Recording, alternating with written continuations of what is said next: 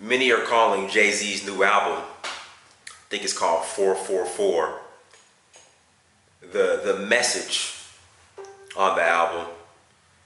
They're calling it revolutionary. The message is what the black community needs. It's inspiring. Jay-Z's message, his message of entrepreneurship, his message of why are black people killing each other in neighborhoods that they don't own. And that's great. He's right. But my issue with the album is that it's 25 years too late. Dinus, why do you say that? Well, let's talk about Jay-Z before Rockefeller. Jay-Z rolled with a cat named Jazzy-O.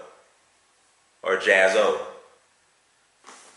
Yeah, Jaz-O. That's who he rolled with, a cat named Jaz-O. Jaz-O was a member of the Nubian Islamic Hebrews, Islam Pure Sufi, which was founded by Dr. Malachi Z. York. At that time, his name was Imam Isa al-Hadi al-Mahdi. It's been confirmed that Jay-Z was also a member of the Islamic Hebrews as well. Nubian Islamic Hebrews as well. Which, over a period of time, evolved into Nuwapu.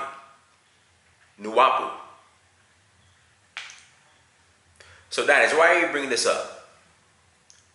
The reason why I'm bringing this up is if you have any books, any scrolls written by Dr. Malachi Z. York, Imam Isa al-Hadi al-Mahdi, what Jay-Z is talking about in his album, he was talking about Dr. York 30 years ago. 30 years ago, he was giving the same message in his scrolls. Everything that Jay-Z said in this album, he had this information 30 years ago. So the question becomes, why did Jay-Z sit on his information for 30 years, 30 plus years, 25 plus years? That's the question. You know, I hear people like, oh yeah, Jay-Z, he's putting out all this conscious stuff and oh my goodness. Well, why did he sit on it, the information, for 25 to 30 years? Because he had the information. Like I said, he rolled with Jaz-O.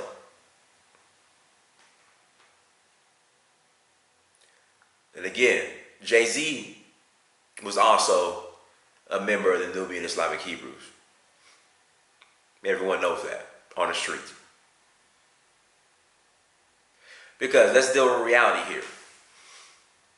Not to be negative, but, you know, the master teacher, Jason Black, talks about this.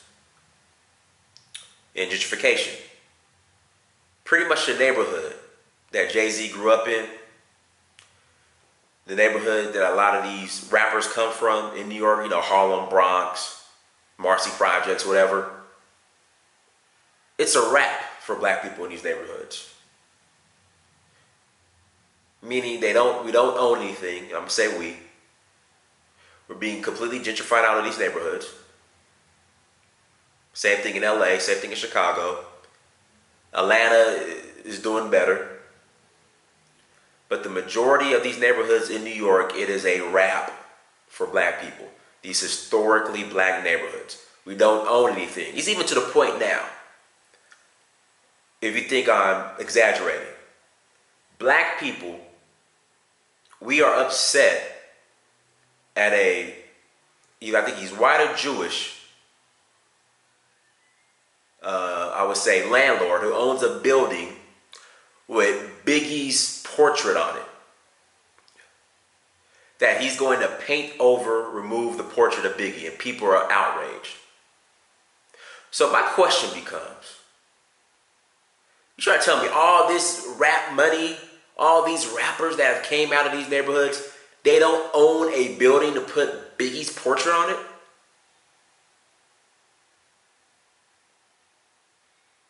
They do not own a building to put Biggie's portrait on it.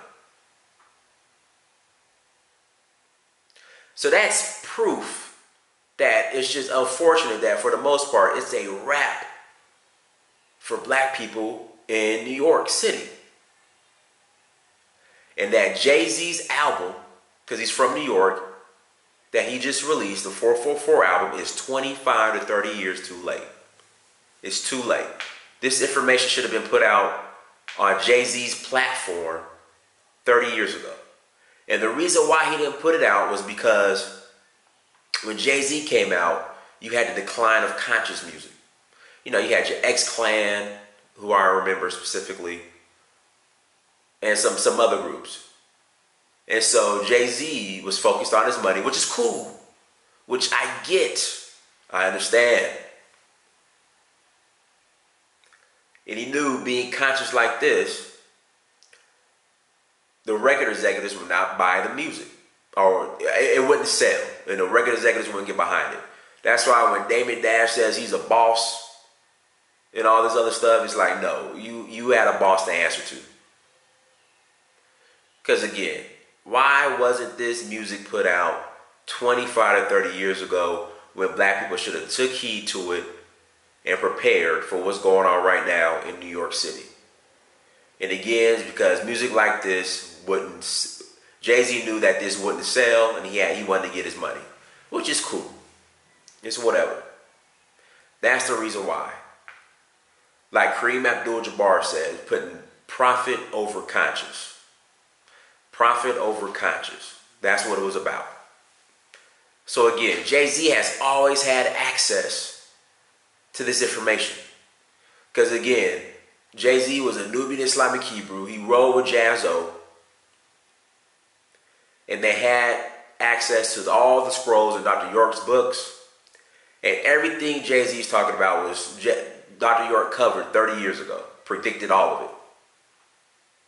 But again, he refused to use his platform back when he was in Rockefeller to put this information out.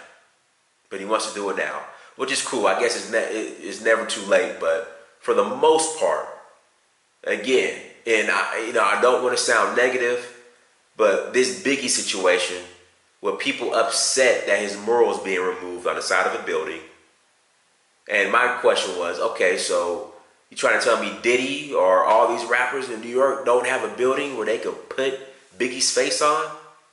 That should tell you right there that it's a rap, unfortunately.